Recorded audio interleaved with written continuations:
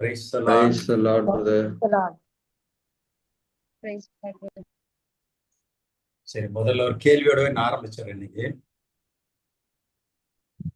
இயேசு இந்த பூமிக்கு எதற்காக வந்தார்?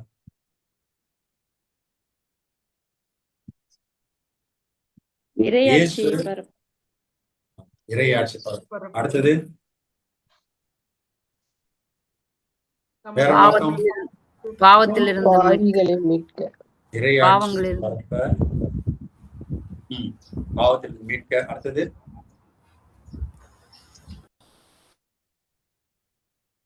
அவ்வளவுதானா? ஆண்டவர் இயேசு இறையாட்சி பரப்ப நிறுவ வந்தார், நம்மை பாவத்துல மீட்க வந்தார். அடுத்தது தந்தையின் திருவுளத்தை நிறைவேற்ற வந்தார். தந்தையின் திருவுளை நிறைவேற்றார். அடுத்தது நம் மீது கொண்ட அன்பின் காரணமாக வந்தார். ஓகே, நம் மீது கொண்ட அன்பின் காரணமாக வந்தார். வந்துட்டு என்ன செஞ்சுட்டு போனாரு? செஞ்சு முடிச்சிட்டாரு. வேற ஏதாவது சொல்லிட்டு போனாரு? நம்ம கிட்ட என்ன செய்ய சொன்னாரு? நம்மள உலகெங்கும் போய் நற்செய்தி அறிவிக்கும். ஆண்டவர் நற்செய்தி அறிவிக்க சொன்னாரு. ஓகே, அடுத்தது அவரை போல அன்பு செய்ய சொன்னார். அவரை போல மற்றவரிடம் அன்பு செய்ய சொன்னார். அன்பு செய்ய சொன்னார். ஓகே, அடுத்தது நமக்கு ஒரு கடமை கொடுத்துட்டு போயிருக்காரு. அது என்ன? முக்கியமான வேலை கொடுத்துட்டு போனாரு.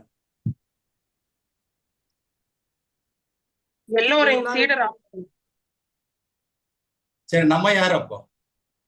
நம்ம எதுக்காக இந்த பூமிக்கு வந்து இயேசு வந்தது? ஒரு சில காரியங்களா சொல்லிட்டீங்க, முக்கியமான ஒரு காரியம் மட்டும் சொல்லல.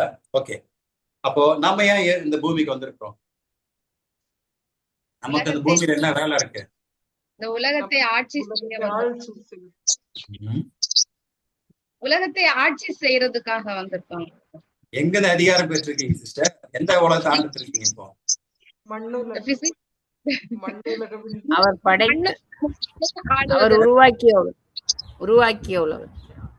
ஆண்டவர் படைத்ததை ஆட்சி செய்ய சொல்லி இருக்கிறார். எங்க சொல்லி ஏதாவது வசனம் இருக்கா? திருப்பாடல்கள் 115:16 வாசிங்க. சிஸ்டர்ஸ், வாலண்டியர்ஸ் தயவுசெய்து சொல்லாதீங்க. பிரதர் சொன்னா கேட்டா மட்டும் சொல்லுங்க. வாலண்டியர்ஸ் மட்டும் பேச வேணாம், சரிங்களா? மட்டும் சொல்லுங்க.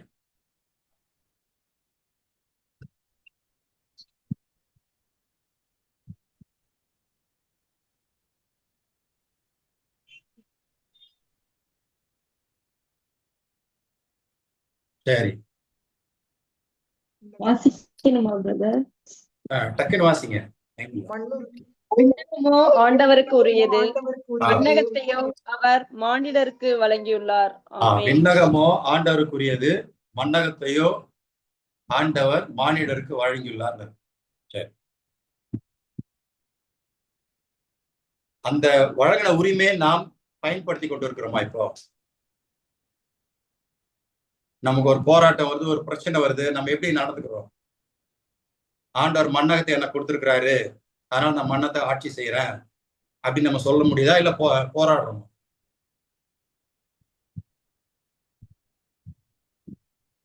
சரி, அப்படியே சிந்திங்க. நம்ம இதனுடைய ஸ்டார்டிங் பாயிண்ட்டுக்கு போயிடும். ஆண்டவர் இயேசு இறையாட்சி ஸ்தாபிக்க, அதாவது பரலோகத்தின் ஆட்சியை பூமியில் ஸ்தாபிக்க வந்தார். அதை ஆரம்பத்தில் சொல்லிட்டீங்க. அப்போ பரலோகத்தில் ஆட்சியை பூமியில ஸ்தாபிக்கணும்னா அதுக்கு என்ன அவசியம்? அடுத்து இன்னொரு காரியம் சொன்னீங்க, ஆண்டவர் நம்மை பாவத்தில் மீட்டெடுத்தார், நம்ம அன்பு செய்ய சொன்னார் அப்படின்னு. அப்ப பாவத்திலிருந்து எடுத்தாருன்னா அப்ப நம்ம எப்ப பாவம் செய்தோம்? அப்போ ஆண்டவரை இயேசு கிறிஸ்து பரலோகத்தின் ஆட்சியை பூமியில் இருக்க காரணம் என்ன? அப்ப நம்ம எதுக்காக இந்த பூமியில இருக்கிறோம்? இப்போ ஒரு கம்பெனில நம்ம வேலைக்கு எடுத்திருக்காங்கன்னா, நம்ம கம்பெனில அந்த கம்பெனி ஓனர் எதுக்காக நம்ம எடுத்திருக்காங்களோ அந்த நோக்கம் தெரிஞ்சாதான் நமக்கு தகுந்த மாதிரி வேலை செய்ய முடியும் இல்லையா? இப்போ என்ன மேனேஜரா எடுத்திருக்காருன்னா, அப்பாயிண்ட் பண்ணி ஹயர் பண்ணியிருக்காருன்னா, அந்த மேனேஜர் ஒரு காரியம் செய்யும் போதுதான் அந்த கம்பெனிக்கு என்னை பத்தி ஒரு நல்ல அபிப்பிராயம் இருக்கும், அதுதான் அவங்களுக்கு பிடிக்கும். அதே மாதிரி ஆண்டவராக இயேசு மனிதனின் நோக்கத்துக்காக படைச்சார். தொடக்க நாள் 1ஆம் அதிகாரம் 26, 27, 28 வசனங்கள் என்ன சொல்லுதுன்னா, ஆண்டவர் எல்லாத்தையும் படைத்து முடித்த பிறகு விண்ணையும் மண்ணையும் படைத்து பூமியில இருக்க எல்லாத்தையும் படைத்தார். படைத்து முடித்த பிறகு ஆண்டவர் ஒரு காரியம் சொல்றார். தொடக்க 1:26 நீங்க வாசிக்கலாம். மனிதனை நம் உருவிலும் நம் சாயலில் படைப்போமாக. அவர் வானத்து பறவைகள், கடல் மீன்களையும், காட்டு விலங்குகளையும், பூமியில் ஊர்ந்துவின யாவற்றையும் ஆளுகை செய்யட்டும். அப்ப ஆண்டவர் நம்மை படைத்தது ஆளுகை செய்ய. ஆதாம் ஏவாளை ஆண்டவர் படைத்தது, மனிதனை படைத்தது ஆட்சி புரியணும். பூமியை படைத்தது, இந்த ஆட்சி உரிமை ஆண்டவர் மனிதர்களின் கையில் கொடுத்தார். 27 வாசிகளும் கடவுள் ஆணும் பெண்ணுமாக படைத்தார். அப்புறம் 28வது வசனம் என்ன சொல்றதுன்னா, அவர்களை ஆசீர்வதித்து பலிகை பெருகி இந்த மண்ணுலகை நிரப்புங்கள், அதனை உங்கள் ஆற்றலுக்கு உட்படுத்துங்கள். கடல் மீன்களையும், வானத்து பறவைகளையும், கால்நடைகளையும், பூமியில் ஊர்ந்து உலாவன யாவற்றையும் ஆண்டு கொள்ளுங்கள் சொல்லி ஆட்சி உரிமை நாம் தந்த. இந்த பூமியில் நாம் ஆட்சி செலுத்துவதற்கான அந்த அதிகாரத்தை ஆண்டவர் நமக்கு ஒவ்வொரு கொடுத்தார். அது ஆதாம் ஏவாள் கொடுத்தார். முதல் மனிதனை படைத்து அவர்கள் பலிகை பெருகி இந்த ஆட்சி உரிமை நமக்கு கொடுத்தார். Have Dominion over the earth சொல்லி நமக்கு அவர் எதெல்லாம் படைத்தாரோ அதெல்லாம் கரங்களுக்கு கீழ்ப்படுத்தினார். திருப்பாடல் 8:6 சொல்லுது, ஆண்டவர் தாம் படைத்த அனைத்தையும், தாம் கைகளால் படைத்த அனைத்தையும் மனிதன் ஆளுகை செய்ய அனுமதித்தார். திருப்பாடல் 8:6 மட்டும் யார் நான் வாசிக்கலாம். திருப்பாடல் 8:6 திருப்பாடல் 8:6. உமது கை படைத்தவற்றை அவர்கள் ஆடும்படி செய்துள்ளீர், எல்லாவற்றையும் அவர்கள் பாதங்களுக்கு கீழ்ப்படுத்தியுள்ளீர். ஆமென். உமது கை படைத்தவற்றை அவர்கள் ஆளும்படி செய்தீர், எல்லாவற்றையும் அவர்கள் பாதங்களுக்கு கீழ்ப்படுத்தினீர். அப்போ ஆண்டவர் மனிதனுக்கு ஆட்சி செய்யும் அதிகாரத்தை கொடுத்திருக்கிறார். பூமியை படைத்து அதை பூமியை ஆளுகின்ற அதிகாரத்தை ஆண்டவராகிய இயேசு, ஆண்டவராகிய கடவுள் மனிதனை படைக்கும் போது இந்த அதிகாரம் ஆதாமை அவள் கொடுத்தார். அப்போ இந்த ஆட்சியுமே அவர்கள் எப்பொழுது எழுந்து போனார்கள்? இப்போ தொடக்கங்கள் 3:15 வாசித்தீங்கன்னா அவங்க எழுந்து போய் ஆண்டவர் ஒரு வாக்குத்தத்தம் கொடுப்பார். தொடக்கங்கள் 3:15 ஆண்டவர் ஒரு வாக்குத்தத்தம் கொடுப்பார். என்ன சொல்றாருன்னா, அவர்கள் கடவுளுடைய வார்த்தை கீழ்ப்படியாம பாவம் செய்து பாவத்துக்கு அடிமையான பொழுது ஆண்டவர் கடவுள் தந்த மீட்பு, அது அடிமையான போது அதுல இருந்து மீட்டு எடுக்கணும் அப்படின்னு சொல்லிட்டு ஆண்டவர் கடவுள் ஒரு மீட்பு திட்டத்தை அங்கு அறிவிக்கிறார். அழகை பார்த்து ஆண்டவர் சொல்றார், உனக்கும் பெண்ணுக்கும் உன் வித்துக்கும் அவள் வித்துக்கும் பகை உருவாக்குவேன், அவள் வித்து உன் தலையை நசுக்கும், நீயோ அதன் குதிகாலை தீண்ட முயல்வாய். அப்போ ஆண்டவராகிய கடவுள் மனிதன் தவறி பாவத்திற்கு அடிமையான பொழுது தன்னுடைய ஆட்சி உரிமையை சாத்தானின் கரங்களில் இழந்து விட்ட பிறகு ஒரு மீட்பு திட்டத்தை தன்னுடைய இரக்கத்தினால் அறிவிக்கிறார். இப்போ அதனுடைய வார்த்தை தான் நம்ம வாசித்தோம், உனக்கும் பெண்ணுக்கும் உன் வித்துக்கும் அவள் வித்துக்கும் பகை உருவாக்குவேன், அவள் வித்து உன் தலையை நசுக்கும், நீயோ அதன் குதிகாலை தீண்ட முயல்வாய். அப்போ இந்த வித்து யார்? இந்த வித்து ஆண்டவராகிய இயேசு. டைம் ரொம்ப கம்மியா இருக்கு, அதனால வேகமா போற மாதிரி இருக்கு, சரிங்களா? அப்போ இந்த வித்து ஆண்டவராகிய இயேசு இந்த பூமிக்கு வந்து சிலுவையில் மனிதன் இழந்து போன எல்லாவற்றையும் மீட்டு கொடுத்தார். அதனால பைபிள்ல வாசிக்கிறோம், அதுக்கான ஆதாரங்கள் நிறைய இருக்கு, சரிங்களா? கொலோசியர் 2:14-17 வாசிக்கலாம் அதெல்லாம் இருக்கும். நமக்கு எதிரான கடன் பத்திரிகை அனைத்தையும் ஆண்டவர் அளித்தார். எதிரியின் சாத்தானின் அதிகாரங்கள்லாம் உரிந்து கொண்டு அவனை ஊர்வலமாக இழுத்து சென்று அவனை இகழ்ச்சிக்கு உள்ளாக்கினார். அந்த வசனம் இருக்கும். அப்போ ஏதேன் தோட்டத்தில் இழந்து போன அந்த ஆட்சி உரிமையை ஆண்டவராகிய இயேசு சிலுவையில் நமக்கு மீட்டெடுத்து அதிகாரம் தந்திருக்கிறார். அப்போ ஆண்டவராகிய இயேசு இந்த பூமிக்கு வந்து இறை ஆட்சி, பரலோகத்தின் ஆட்சி பூமியில நிறைவே நம்மை பார்த்து என்ன சொன்னார்னா, மனம் மாறி நற்செய்தி நம்புங்கள், இறையாட்சி நெருங்கிவிட்டது, விண்ணரசு நெருங்கிவிட்டது, மனம் மாறி நற்செய்தி நம்புங்க. எதுல இருந்து மனம் மாறி நற்செய்தி ஆண்டவர் நம்ப சொன்னாரு?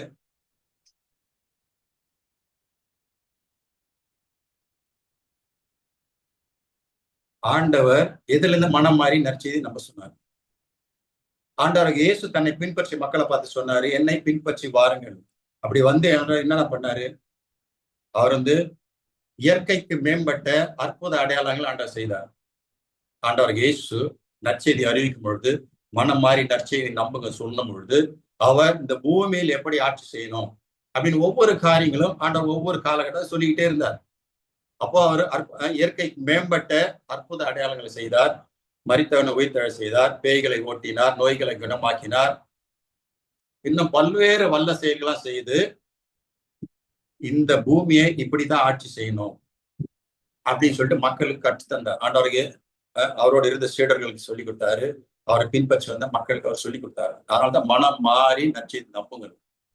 அப்போ ஆதாம் ஏவாள் இழந்து போன ஆட்சி உரிமை ஆண்டவராக இயேசு மீட்டெடுத்து நமக்கு தந்திருக்கிறார். அப்போ நம்ம எல்லாம் ஆள பிறந்தவர்கள். நாம எல்லாம் இந்த பூமியை ஆள பிறந்தவர்கள். நம்மளாம் யாரு? இந்த பூமியை ஆள பிறந்தவர்கள். நம்மெல்லாம் இந்த பூமியை ஆள பிறந்த. ஏன்னா இயேசு ஆண்டவர் பூமியில பரலோகத்தின் ஆட்சியை நிறுவி அந்த ஆட்சி உரிமை நமது கரங்களில் கொடுத்துட்டு போயிருக்காரு. அப்ப யாரெல்லாம் ஆண்டவர் இயேசு கிறிஸ்து நற்செய்தியை நம்பி அவர் ரட்சகராக கடவுளாக ஏற்றுக்கொள்கிறார், மீட்பராக யாரெல்லாம் ஏற்றுக்கொள்கிறார்களோ, பிதாசுரன் பரிசுத்தாவின் பெயரால் யாரெல்லாம் திருமுழுக்கு பெற்றார்களோ அவர்கள் ஒவ்வொருவருக்கும் கடவுளின் பிள்ளைகளால் உரிமையை ஆண்டவர் தந்திருக்கிறார். அதனுடைய ஆதாரத்தை யோவான் 1:12 வாசிக்கலாம். யாரெல்லாம் ஆண்டவர் இயேசுவின் நற்செய்தியை கேட்டு மனம் மாறி திருமுழுக்கு பெறாங்களோ அவர்கள்லாம் புது பிறப்பு அடைகிறார்கள். அப்போ நீரினாலும் ஆவியினாலும் மறுபிறப்பு அடைந்தால் என்று நீங்கள் இறையாட்சி உரிமை பேராக பெற முடியாதுன்னு சொன்னார். யோவான் 3:5 வாசிக்கலாம். அப்போ நீரினாலும் தூய ஆவின் மறுபிறப்பு அடைந்தவர்கள் தான் இறையாட்சி ஆளுகை செய்ய முடியும். அப்போ யாரெல்லாம் திருமுழுக்கு பெற்றிருக்காங்களோ, யாரெல்லாம் கிறிஸ்துவ இருக்கிறாங்களோ ஒவ்வொருவருக்கும் இறையாட்சி உரிமை ஆண்டவர் நம்ம கொடுத்துருக்கார். அப்ப நம்மளாம் பூமியில் ஆட்சி புரிய வந்த மக்கள். அப்படி நம்முடைய செயல்பாடுகள் என்ன இருக்கு? நம்ம மனசுல என்ன இருக்கணும்? நான் ஆள பிறந்தவன், எனக்கு கடவுளா ஆண்டவர் இயேசு எனக்கு ஆட்சி உரிமை மீண்டும் நான் எழுந்து போன ஆட்சி உரிமையை மீண்டும் எனக்கு பெற்று தந்திருக்கிறார். என்னை பாவத்தில் விடுதலை தந்து எனக்கு மீட்பை தந்திருக்கிறார். சாத்தான் இனிமே பூமியில எல்லா அதிகாரம் ஆண்டவர் எனக்கு கொடுத்திருக்கிறார். இதை நாம் நம்பணும். இந்த மைண்ட் செட்டு என்ன மாறணும். என்னுடைய போக்கஸ் எப்படி இருக்குன்னா, நம்முடைய போக்கஸ் எப்படி இருக்குன்னா, நான் ஆள பிறந்தவன், இயேசு ஆள பிறந்தார், இயேசு அதிகாரத்தோட ஒவ்வொரு காரியங்களையும் செய்தார். அப்ப இயேசு என்னெல்லாம் செய்தாரோ அதெல்லாம் செய்யக்கூடிய ஆற்றலை இயேசு பிள்ளைகளுக்கு ஒவ்வொருத்தருக்கும் ஆண்டவர் தந்திருக்கிறார். அப்போ இந்த மனநிலை நம்ம ஒவ்வொருக்கும் வரணும். ஆங்கிலேயர் பாரு, இந்த பூமியில என்ன ஆச்சு ஆக்சுவலி பாத்தீங்களா, நம்ம சரி நீங்க என்ன இப்போ கிறிஸ்தவர்கள்லாம் எங்க போவாங்க? நம்ம என்ன மனநிலை மோட்சத்துக்கு போகணும்னு நினைச்சிட்டு இருக்கு இல்லையா? நம்மெல்லாம் கிறிஸ்தவர்கள் எல்லாரும் ஆண்டவர் மோட்சத்துக்கு கூட்டு போட்டா வந்தாரு. ஆக்சுவலி நமக்கு மோட்சம் நமக்கானது அல்ல, விண்ணகமோ கடவுளுக்குரியது, மண்ணகத்தை அவர் மானிடருக்கு வழங்கினா நம்ம வாசித்தோம். அப்போ ஆண்டவர் நம்மள பூமி ஆட்சி உரிமை செய்தா தந்தார். திருவெளிப்பாடுல 21:1-2 வாசிக்கலாம். புதிய விண்ணகம் புதிய எருசலேம், விண்ணகமும் மண்ணகமும் அழிக்கப்பட்ட பின்பு, இப்ப இருக்கிற விண்ணகம் மண்ணகம் அழிக்கப்பட்ட பின்பு புதிய எருசலேம் விண்ணகத்திலிருந்து இறங்கி வரும். புதிய விண்ணகமும் புதிய மண்ணகம் படைக்கப்படும். அப்ப இந்த புதிய மண்ணகத்துல புதிய எருசலேம் ஸ்தாபிக்கப்படும். அப்போ இந்த பூமியை தான் ஆட்சி செய்யும். அப்போ கொஞ்ச நாளைக்கு இந்த புதிய விண்ணகம் புதிய மண்ணகம் இந்த பூமியில் உருவாகிறதுக்கு முன்பாக டெம்பரரியா நம்ம கொஞ்ச நாள் மோட்சத்துல போய் இருக்க போறோம். அப்போ ஆண்டவர் எல்லா காரியங்களும் செஞ்ச பிறகு இந்த பூமியெல்லாம் அழிக்கப்பட்டு விண்ணும் மண்ணும் அழிக்கப்பட்டு புதிய விண்ணகமும் புதிய மண்ணகம் வரும். புதிய எருசலேம் உருவாக்கப்படும். மணவாட்டியை போல விண்ணகத்துல இறங்கி வரும்னு திருவெளிப்பாடு 21:1-2 வாசிக்கலாம். சரிங்களா? அப்போ நம்முடைய பணி, முக்கியமான வேலை கிறிஸ்துவின் ஆட்சியை இந்த பூமியில் ஸ்தாபிக்கிறது. இந்த மைண்ட் செட்டுக்கு எனக்கு இருக்கு. ஆங்கிலேயர் பாருங்க, ஆங்கிலேயருக்கு ஒரு தாட் இருக்குது. இந்தியாவில ஆங்கிலேய ஆட்சி பெறும்போது ஏறக்குறைய 30 கோடி மக்கள் இருந்தாங்க. அப்போ ஆங்கிலேயர் இந்த இந்தியாவுக்கு வந்தது வியாபார நோக்கமா வந்தவங்க. ஆங்கிலேயர் வியாபாரம் செய்த நோக்கத்தோட கிழக்கந்த கம்பெனியாக இந்த இந்தியாவுக்கு வந்தாங்க. அப்படி ஒவ்வொரு இடத்துல இந்த நாடு அவ்வளவு செழிப்பார்களை பார்த்த பிறகு அவங்களுக்கு திட்டம் போட்டாங்க, இந்த நாட்டை நம்ம கைப்பற்றணும், இந்த மக்களை நம்ம வென்றெடுக்க, இந்த இந்தியா நம்ம ஆட்சி செய்யணும் அப்படின்ட்டு அவங்க திட்டம் போட்டு அவங்க பேசும் பொழுது இந்த வரலாற்று இந்த பதிவு இருக்கு. 1835ஆம் ஆண்டு இந்தியாவை ஒருத்தர் என்ன பண்ணுங்க, எல்லாம் அலசி ஆராய்ந்து மக்களுடைய மனநிலை அலசி ஆராய்ந்து இங்கிலாந்து பார்லிமெண்ட்ல இந்த ரிப்போர்ட்டை போய் சப்மிட் பண்றாரு. அவர் என்ன சொல்றாருன்னா, இந்தியா மக்கள் இந்தியா செழிப்பான நாடு, 1835 நடந்த நிகழ்ச்சி. இந்தியா வந்து ஒரு செழிப்பான நாடு. இந்திய மக்கள் எல்லாம் நல்ல ஆரோக்கியமானவர்கள். அவர்களுக்கு என்னன்னா, நாங்களாம் சிறப்பான மக்கள், எங்க நாடு சிறப்பான நாடு, செல்வ செழிப்பான நாடு. சோ அந்த மனநிலை இருந்ததுனால இந்த இந்திய மக்களை யாராலும் போய் வெற்றி கொள்ள முடியாது. நம்மால் இந்த இந்திய மக்களை வெற்றி கொள்ள முடியாது. அந்த அளவுக்கு அவங்க மனதில ரொம்ப ஸ்ட்ராங் மைண்ட் உள்ளவங்க. அவங்க நாட்டை குறித்து சிறப்பான மனநிலை அவங்களுக்குள்ள இருக்குது. அவங்க நாட்டை குறித்து பெருமிதம் அவங்க உள்ளத்தில் இருக்கு. அதனால இந்திய மக்களை நாம் அடிமைப்படுத்த முடியாது, இந்திய நாட்டை ஆட்சி செய்ய முடியாது. அப்போ அந்த ரிப்போர்ட் அந்த பார்லிமெண்ட்ல படிச்ச பிறகு சரி இதுக்கு சொல்யூஷன் தான் என்ன அப்படின்னு பேசும் பொழுது அவங்க என்ன சொன்னாங்கன்னா, இந்திய மக்களுக்கு மனசுல இருக்கிற அந்த அவங்க மைண்டில் இருக்கிற அந்த நம்பிக்கையை உடைக்கணும். நாங்க சூப்பரான மக்கள், எங்க நாடு சிறப்பான நாடு, செல்வ செழிப்பான நாடு, நாங்க செய்யறதுதான் பெஸ்ட் அப்படின்னு இந்த மன எண்ணத்தை, அந்த நம்பிக்கையை நீங்க உடைச்சிங்கன்னா, இந்த அவநம்பிக்கையை அவங்க மனசுல உருவாக்கிட்டீங்கன்னா நீங்க இந்தியாவை கைப்பற்ற முடியும். சோ அந்த அடிப்படையில தான் என்ன பண்ணாங்கன்னா, ஆங்கிலேயரின் கலாச்சாரத்தை நம்ம நாட்டுக்கு புகுத்தினாங்க. அடுத்தது ஆங்கிலேயருடைய மொழி, அவருடைய பேச்சுக்கள், ஆங்கிலத்தை இந்தியாவுக்குள்ள கொண்டு வந்தாங்க. அடுத்தது அவங்களோட உணவு பழக்கங்களை இந்தியாவில் கொண்டு வந்தாங்க. இப்படி ஒவ்வொரு காரியத்தையும் மக்களுக்கு கொண்டு வந்தாங்க. அவங்களுடைய நடை உடை, அவங்களுடைய ட்ரெஸ் கோடெல்லாம் கொண்டு நம்ம ட்ரெஸ் இப்ப அதை நம்ம போட்டுருக்கோம். நம்ம ஆங்கிலத்தில் தான் பேசிட்டு இருக்கோம். அதை இன்னும் அந்த வழி வழியா நம்ம பண்ணிட்டு இருக்கோம். சரிங்களா? ஆங்கிலேயர் அன்னைக்கு என்ன செஞ்சாங்களோ வழியாக பண்ணிட்டு இருக்கோம். இன்னைக்கு பிரெட்டு கேக் எல்லாம் அவங்க ஸ்டைல தான் நம்ம வாழ்ந்துட்டு இருக்கோம். அப்போ இதெல்லாம் இந்தியாவுக்குள்ள கொண்டு வந்த பிறகு அப்ப இந்திய மக்கள் என்ன நினைச்சாங்க, ஆஹா துரை வராரு, அவரு சூப்பரான சாப்பாடுலாம் பாருங்க சூப்பரா இருக்கு, அவங்க ட்ரெஸ் எல்லாம் பாருங்க ரொம்ப பர்ஃபெக்டா இருக்கு, ரொம்ப அருமையா இருக்குது, அவங்க மொழி பேசுறது ரொம்ப இனிமையா இருக்கு, அவங்க கலாச்சாரம் நல்லா இருக்குது. அப்போ நம்மளை விட அவங்க பெட்டரா இருக்கிறாங்க, நம்மளை விட சிறப்பா இருக்காங்க அவங்க. இப்போ அவங்களுக்கு முன்னாடி நம்ம ஒண்ணுமே இல்லை. இந்த தாழ்வு, அந்த நம்பிக்கை, சூப்பர் நம்பிக்கையை வைத்து இந்த மக்களுக்கு ஒரு தாழ்வு மனப்பண்புங்க. அப்போ துரைன்னு சொல்லிட்டு அப்புறம் துரம் தான் சொல்லுவாங்க. ஒரு 60-70 வருஷத்துக்கு முன்னாடி அந்த வார்த்தையெல்லாம் இருக்குது.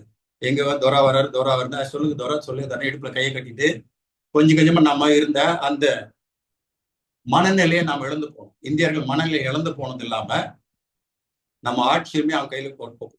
அப்போ ஆங்கிலேயருக்கு ஒரு மைண்ட்ல என்ன இருந்ததா, நான் ஆள பிறந்த இந்த உலகம் முற்றிலும் நான் ஆள பிறந்தவன் அப்படி சொல்லிதான் எல்லா நாடுகளையும் நிறைய நாடுகளை பிடிச்சாங்க, நிறைய நாடுகள் கண்டுபிடிச்சாங்க.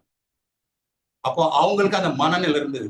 சோ இந்த மனநிலை நமக்கு இருந்தா, நான் ஆட்சி செலுத்த வந்தவன், இயேசு கிறிஸ்து பரலோக ஆட்சி இந்த பூமியில நிறைவேற்றி போயிருக்கிறாரு, நான் ஆள பிறந்தவன், நான் ஆட்சி செய்யணும், இந்த மைண்ட், இந்த எண்ணம் நமக்கு மனம்.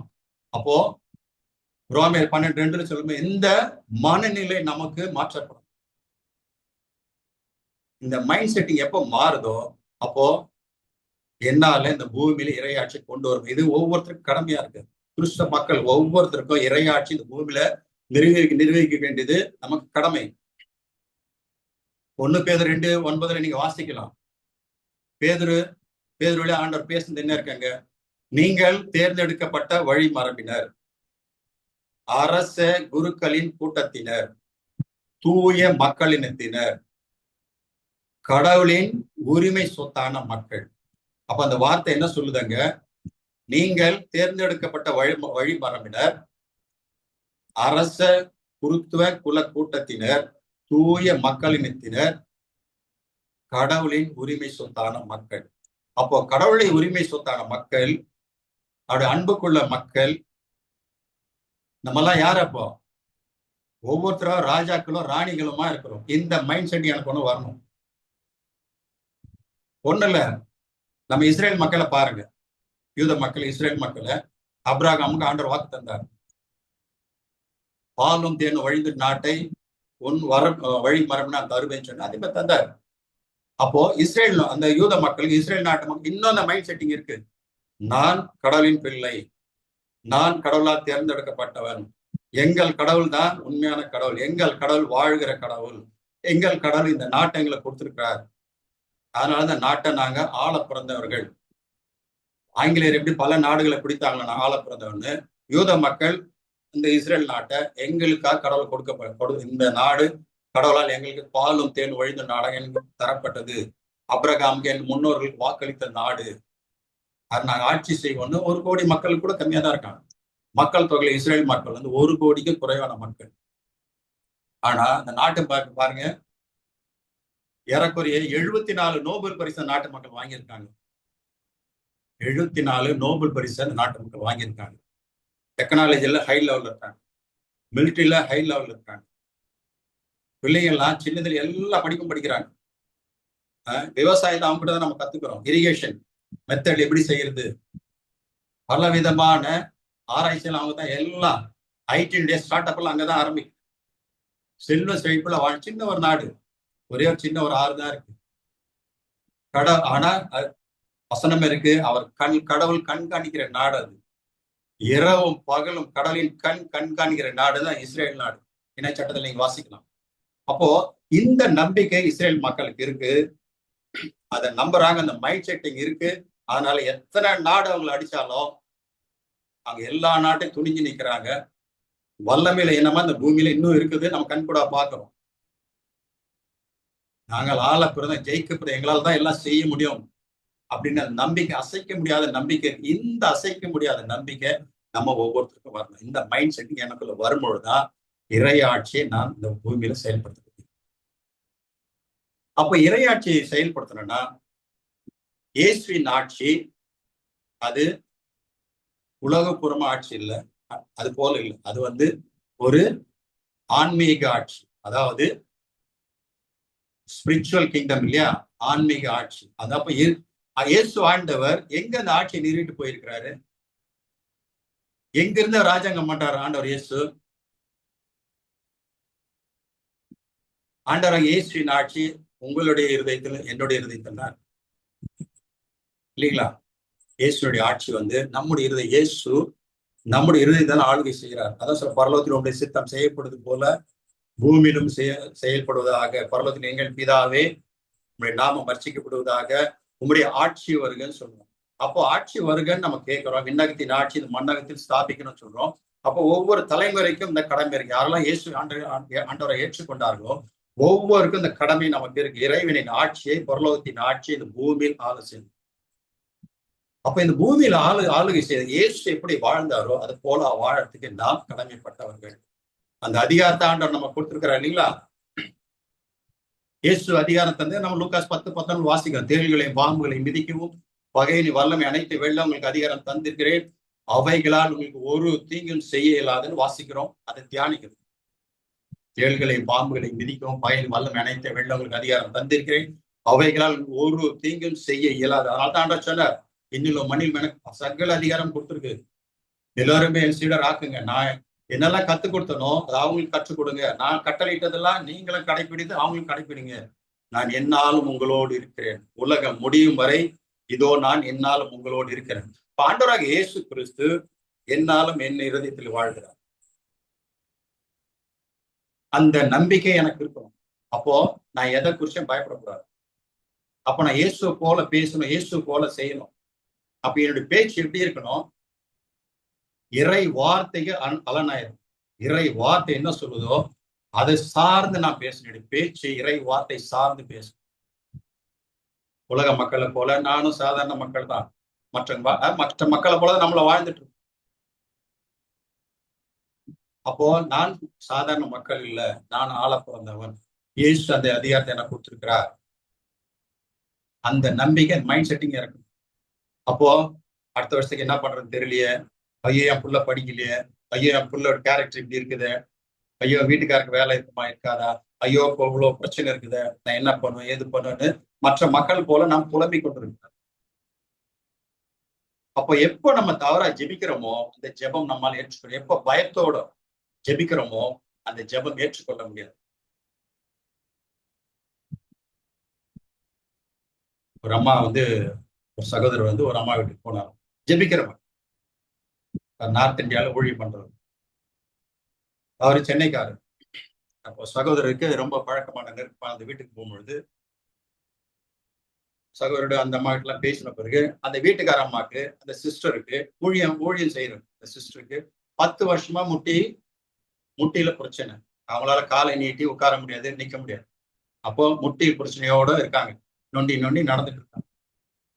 அப்போ சகோதர பையன்லாம் பேசிய ஊழியெல்லாம் சூப்பரா இருக்கு அப்படின்னு சொல்லிலாம் வரும்போது எதேச்சும் அந்த அம்மா கிட்ட பேசும்போது கேட்டிருக்கும் போது என்ன சொல்றாங்க, என்ன ஆச்சு உங்களுக்கு இப்படின்னா, இல்ல ஒரு 10 வருஷமா நடக்க முடியல, நீங்க ஜெபிச்சுங்க சூப்பரா ஜெபிக்கிறேன், ஆண்டவர் இயேசு உங்களோட என்ன ஆண்டவர் என்ன இயேசுவோட ஆண்டவர் இயேசு அன்பு ரொம்ப அன்பு செய்யறாரு, ஆண்டவர் என்னோட இருக்கிறார். அப்ப ஏன் சிஸ்டர் குணமாகலன்னா, ஆண்டவர் என்ன குணமாக்குவார், நான் டெய்லி ஜெபிச்சுட்டு தான் இருக்கேன், ஆண்டவர் என்ன குணமாக்குவார், ஆண்டவர் என்ன குணமாக்குவார் சொல்லிட்டு 10 வருஷமா சொல்லிட்டு இருக்காங்க, ஆனா குணமாகும். காரணம் என்னன்னா, இயேசு அவருடைய காயங்களை குணமாக்கினார். அவங்க நம்பல, நற்செய்தி அறிவிக்கிறாங்க, டெய்லி ஜெபிக்கிறாங்க, ஆனா ஆண்டவர் எப்படி ஜெபிக்கணும் சார் அந்த முறையில அவங்க ஜெபிக்கல. அப்ப சகோதரர் அவங்க கிட்ட இறை வார்த்தைக்கு விளக்கின பிறகு விளக்கிட்டு ஒரு 2 நிமிஷம் அவங்க பயன் போய் ஜெபிக்கும் பொழுது இயேசுவின் பேரால் குணமாக சொல்லி அந்த பின்னாடி இருந்த சாத்தான விரட்டின பிறகு பயன் பண்ணி ஜெபிச்ச பிறகு 2 நிமிஷம் காலு சரியாயிடுச்சு. கைத்தட்டிலாம் ஆண்டவர் மாற்றம் படுத்துமா. அப்போ இன்னைக்கு நம்ம அப்படிதான் இருக்கும். நம்ம ஜெபிக்கிறோம், நம்ம நற்செய்தி அறிவிக்கிறோம், ஆனாலும் நம்பிக்கை இல்லாம நம்ம ஜெபிக்கிறோம். மார்க் 11:23 சொல்லுதீங்களா, மலை பார்த்து பெயர்ந்து கடலில் விழு என்று உள்ளத்தில் ஐயமின்றி நம்பிக்கையோடு சொன்னால் நீங்க சொன்னவாறே நடக்கும். நம்பிக்கையோட சொன்ன மலையை பார்த்து கடலில் விழும். அப்ப என்னுடைய வார்த்தை இயேசுவின் வார்த்தை போல, கடவுளின் வார்த்தை போல இருக்கிறான். ஆண்டவரை கடவுள் ஆதியாமத்தின் வாசிக்கலாம், உண்டாகட்டும் சொன்னா உண்டாச்சு இல்லைங்களா. அப்போ உண்டாகட்டும் எப்ப சொன்னாரோ ஒரு வார்த்தை வாயிலிருந்து போச்சு, அந்த வார்த்தையோட அவருடைய சவுண்ட் வெளியே போச்சு. வார்த்தை மட்டும் போல சத்தமும் வெளியே போச்சு. உடனே பூமி உண்டாச்சு, பூமி புற்பூண்டுகள்லாம் உண்டாச்சு, விலங்குகள்லாம் உண்டாச்சு, ஊர்ந்தோட எல்லாம் உண்டாச்சு, மீன் உண்டாகட்டும் மீன் உண்டாச்சு, வானத்தை பறவை உண்டாகட்டும் உண்டாச்சு, பூமியில எல்லாம் உண்டாக எல்லாம் உண்டாச்சு. ஏன் உண்டாச்சுன்னா அவருடைய வார்த்தை, அவருடைய குரலுக்கு அந்த ஆற்றல், படைப்புகள்லாம் அவர் குரலை அறிந்திருந்தன. அதனால எல்லாமே கீழ்ப்படிது. பூமி முதற்கொண்டு விண்ணை மனை எல்லாம் ஆண்டவர் படைத்த ஒவ்வொன்றும் அவர் கீழ்ப்படிது. அப்போ ஆண்டோட இயேசுவின் பிள்ளைகளுக்கு, கடவுளின் பிள்ளைகளுக்கு, அவரின் உரிமை சொத்தான பிள்ளைகளுக்கு நம்ம எல்லாம் அறிந்திருக்க இறைவார்த்தை வாசித்தோம். எல்லா அதிகாரம் நம்ம மீது கொடுக்கப்பட்டிருக்கு. ஆண்டவர் படைத்த அனைத்தும் நம் பாதங்களுக்கு கீழ்படுத்தினார் இருக்கு. அப்போ அந்த அதிகாரத்தை நான் கொண்டிருக்கேன், நாள பிறந்த மைண்ட் செட்டிங் எனக்கு இருக்கான்னு யோசிப்பேன். அப்ப என்னுடைய வார்த்தை கடவுளின் வார்த்தை போல. ஏன்னா நம்ம யாருன்னு சாத்தானுக்கு தெரியும், நம்ம யாருன்னு ஏஞ்சல்ஸ்க்கு தெரியும். சாத்தானுக்கு நம்ம யாருன்னு தெரியும், கடவுள் யாருன்னு தெரியும், அவருடைய அதிகாரம் என்னன்னு தெரியும், இயேசுவின் அதிகாரம் பரிசுத்த அதிகாரம் என்னன்னு தெரியும், எனக்குள்ள யார் இருக்குன்னு அவனுக்கு தெரியும். அப்போ நான் பேசுறது கடவுளின் வார்த்தை போல, இயேசுவின் வார்த்தை போல நான் பேசுறேன்னா ஏஞ்சல்ஸ் நமக்கு பணிவிடை புரிவார். என் வார்த்தை கடவுளின் வார்த்தை போல இருந்தால் ஏஞ்சல்ஸ் நமக்கு பணிபுரிவார். அப்போ நமக்கு எப்பவுமே ஊனியல்போட நமக்கு எப்பவுமே போராட்டம் உண்டு. திருத்துதர் 2:10 வாசிக்கலாம். ஆன்மாவோடு எதிர்த்து போர் புரியும் ஊனியல் இச்சைகளை கட்டுப்படுத்தணும். அப்போ நம்ம ஊனியல்போட நம்முடைய இயல்போட நமக்கு எப்பவுமே போராட்டம் உண்டு. நான் பேசும் பொழுது நான் எப்படி பேசுறேன், இறை வார்த்தைக்கு அலைநாய் பேசுறேன்னா அது ஒத்து பேசலாம், இல்ல அதுக்கு மாறா நான் பேசலாம். எப்போ நீங்க அதற்கு மாறா பேசுறோமோ அப்பொழுது அந்த ஜெபம் கேட்கப்படாது. மாறாக எப்போ பயத்தினாவே எனக்குள்ள வரும்.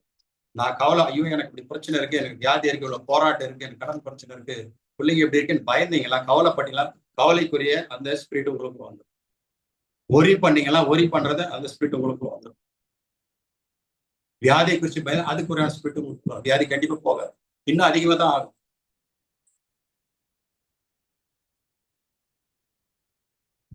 கலாத்தியர் 6:8 சொல்லும், ஊனியல்பு எதை விதைக்கிறாயோ அது அதிலிருந்து அழிவையே அறுவடை செய்வீர்கள். அப்போ நம்முடைய இறையாட்சி என்பது விதைத்து அறுவடை செய்கிற ஆட்சி. கொடுங்கள் உங்களுக்கு கொடுக்கப்படும் என்று வார்த்தை இருக்கு இல்லையா, லூக்கா 6:38 வரும். கொடுங்கள் உங்களுக்கு கொடுக்கப்படும், எந்த அளவையால் அறப்பீர்களோ அதே அளவையால் உங்களுக்கு வளர்க்கப்படும். அம்மிக்கு குலுக்கி நன்றாக சரிந்து விழும்படி உங்கள் மடியில் போடுவார்கள். அப்போ இறை ஆட்சி பிரின்சிபல் என்னன்னா, கொடுங்கள் உங்களுக்கு கொடுப்பது, எதை விதைக்கிறாயோ அதையே நீ அறுவடை செய்வார். விதைத்து நம்ம அறுவடை செஞ்சு பண்ணி நாவினால் எதை விதைக்கிறாயோ அதையே அறுவடை செய்வாங்க.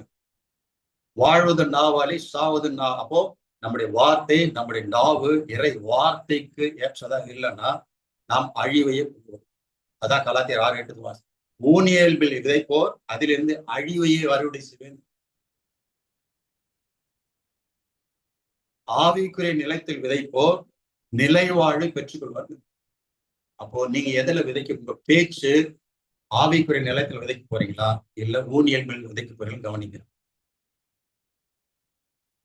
அப்போ என்னுடைய பேச்சு கடல் பிள்ளை போல இருக்கா, நான் ஆள பிறந்தவன், அந்த மனநிலை, இந்த போக்கஸ், மைண்ட் செட் உங்களுக்கு மாறணும். ஆண்டவர் தந்திருக்கிற அதிகாரங்களை நாம் பயன்படுத்த நமக்கு தெரியணும். இயேசு என்னெல்லாம் அற்புதம் எல்லாம் செஞ்சாரோ அந்த அற்புதம் செய்யக்கூடிய அடையாளம் ஆண்டவர் அந்த அதிகாரத்தை எனக்கு கொடுத்துருக்காங்க. என் மீது நம்பிக்கை கொள்பவன் என்னிலும் மேலான காரியங்களை செய்வான் இல்லையா? நம்புகிறவனுக்கு எல்லாம் கூடும், உங்களால் செய்ய இயலாது ஒன்றுமே இராத நான் சொல்லிக்கிறேன். மத்தேயு 17:20 நீங்க வாசிக்கலாம். உங்களால் செய்ய இயலாதது ஒன்றுமே இல்லை. இந்த நம்பிக்கை, இந்த மைண்ட் செட், நான் கடவுள் இந்த பூமியை ஆள பிறந்தவன், பரலோக ராஜ்யத்தை இந்த பூமியில் ஸ்தாபிக்க வந்தவன், இந்த உண்மை நீங்க உணர்ந்து அதற்கேற்றபடி நீங்க பேசும் பொழுது ஒவ்வொரு கடவுள் பிள்ளைகளா இருப்பீங்க. அது உரிமை சொத்தான மக்களா இருப்பீங்க, தூய மக்கள் இனத்தா இருப்பீங்க, தேர்ந்தெடுக்கப்பட்ட மக்கள் இனமா இருப்பீங்க, அரச குருத்துவ குல கூட்டமா இருப்பீங்க. ஒரு கேள்வி, நீங்களாம் யார்? அட்மிட் பண்ணி சொல்லுங்க. நீங்கெல்லாம் யார்? கடவுளின் பிள்ளைகள், எடுக்கப்பட்ட வழிமரபினர், அரச குருக்களின் கூட்டத்தினர், தூய மக்கள் இனத்தினர், கடவுளுடைய உரிமை சொத்தான மக்கள். இல்ல மெயின் விஷயம் வரல. இதெல்லாம் அதுல இருந்து ப்ராமிசஸ், கடவுள் தந்து ப்ராமிஸ் தான் சொல்றீங்க சரிங்களா? மெயின் விஷயம் என்ன? நான் யாரு, நீங்க யாரு?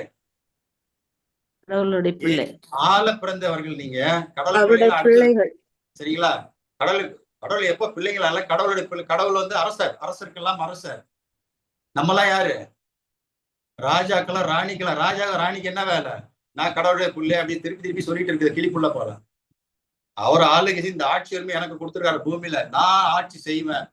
இந்த மைண்ட் செட்டிங் நமக்கு வரும். இந்த மைண்ட் செட் எப்ப இதை போக்கஸ் பண்ணீங்களோ அப்பதான் வெற்றியில வாழ்க்கையை நாம் வாழ முடியும். ஆண்டவர் இயேசு கிறிஸ்து திருச்சியில எதெல்லாம் நிறைவா பெற்று தந்தாரோ அந்த நிறைவுள்ள வாழ்க்கை நம்ம ஒவ்வொரு வாழ முடியும். இந்த மைண்ட் செட்டிங் எப்போ இல்லையோ அப்போ கடவுள் போல என்னால பேச முடியாது. இறை வார்த்தைக்கு ஒத்து என்னால பேச முடியாது. இறை வார்த்தை அலைநாயி நான் பேச முடியாது.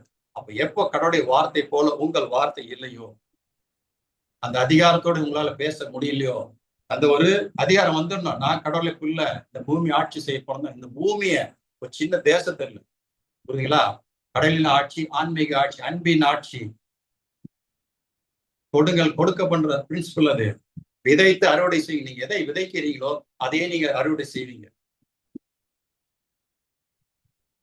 ஒரு நிமிடம் கண்களை மூடுவோம். உண்மையிலே நான் இறையாட்சி, நான் ஆள பிறந்தவனா? ஆண்டவர் இயேசு சொன்னது போல என்னால் ஆட்சி செய்ய முடியுமா? இறை வார்த்தைக்கு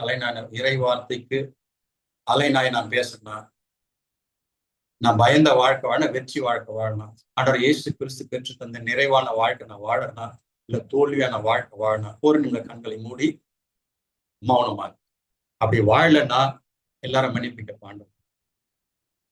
ஆண்டவர் பெற்று தந்த உரிமையை பயன்படுத்தாதற்காக ஆண்டவர் மன்னிப்பு கேட்போம். நன்றி ஆண்டவரே, இந்த அருமையான நாளுக்காக நன்றி சொல்லுகிறோம். ஆண்டவரே நீர் பெற்று தந்த இந்த இறையாட்சி உரிமையை நாங்கள் பயன்படுத்தாத நாட்களுக்காக நாங்கள் மன்னிப்பு கேட்கிறோம். ஆண்டவரே நாங்கள் பயந்த நாட்களுக்காக நன்றி நாங்கள் மன்னிப்பு கேட்கிறோம். ஆண்டவரே எல்லா பொல்லாத பயத்தின் நாவிகளை இயேசுவின் நாமத்தினால் கடித வெளியேற்றுகிறோம். ஆண்டவரே எல்லா கவலையின் பின்னாலே எல்லா கவலை கொண்ட பொல்லாத அந்த காரவளை இயேசுவின் நாமத்தினால் கடித அப்புறப்படுத்துகிறோம். எல்லா மனதின் வேதனைகளையும் துயரங்களையும் கொண்டு பொல்லாத சத்துருக்களை இயேசுவின் நாமத்தினால் கடித அப்புறப்படுத்துகிறோம். ஆண்டவரே எல்லா அவநம்பிக்கை உள்ளத்தில் உருவாக்குகிற பொல்லாத அவநம்பிக்கை ஆவிகளை இயேசுவின் நாமத்தினால் கடிந்து வெளியேற்றுகிறோம். ஆண்டவர் ஒவ்வொரு மகனையும் மகளையும் ஆண்டவரே உங்களுடைய உரிமை சொத்தான ஒவ்வொரு மகனையும் மகளையும் ஆண்டவரை இயேசு கிறிஸ்து பெற்றது அந்த இறையாட்சி உரிமையை நாங்கள் ஒவ்வொரு பெற்று ஆண்டவர் நாங்கள் ஆள பிறந்தவர்கள் என்னும் மனநிலையை ஒவ்வொரு பெற்றுக் கொள்ளும்படியாக ஆண்டவர் இயேசு கிறிஸ்து கூறியதை போல நீங்கள் உலகில் ஒளியா இருக்கிறீர்கள், உலகின் உப்பாய் இருக்கிறீர்கள், எனக்கு சாட்சிகளா இருப்பிற வாக்கை ஒவ்வொருக்குள்ளும் இந்த நாளிலே இயேசுவின் நாமத்தில் நிறைவு செய்யும்படியா ஜெபிக்கிறோம் பிதாவே. ஆண்டவர், நீங்கள் ஜெபத்தில் எதெல்லாம் கேட்டீர்களோ பெற்றுக்கொண்டும் நம்புகள், அது அப்படியே நடக்கும் என்ற வாக்கு ஒவ்வொரு பிள்ளைகளும் கேட்ட வார்த்தையின்படி, இறை வார்த்தையின்படி நடக்கக்கூட மக்களாக ஒவ்வொரு வாழும்படியா இயேசுவின் வல்லமையில ஒவ்வொருவரையும் உங்களுடைய பரிசுத்த பாதை தாழ்த்துகிறோம் ஆண்டவரே. யோவான் 15:16 படி நீங்கள் கனி கொடுக்கும், நீங்கள் கொடுக்கிற கனி நிலைத்திற்கும் ஏற்படுகிற வாக்கை கொண்டு ஒவ்வொரு மகனையும் மகளையும் குடும்பமாக இந்த நாளிலே சீல் செய்கிறோம் ஆண்டவரே. துதி கன மகிமை உமக்கு செலுத்துகிறோம் எங்களை எப்பொழுது நேசிக்கிற அன்பு பிதாவே. ஆமீன், ஆமீன், ஆமீன். தந்தை, மகன், தூய ஆவியாரின் பெயராலே ஆமீன். Praise the Lord, praise the Lord, praise the Lord.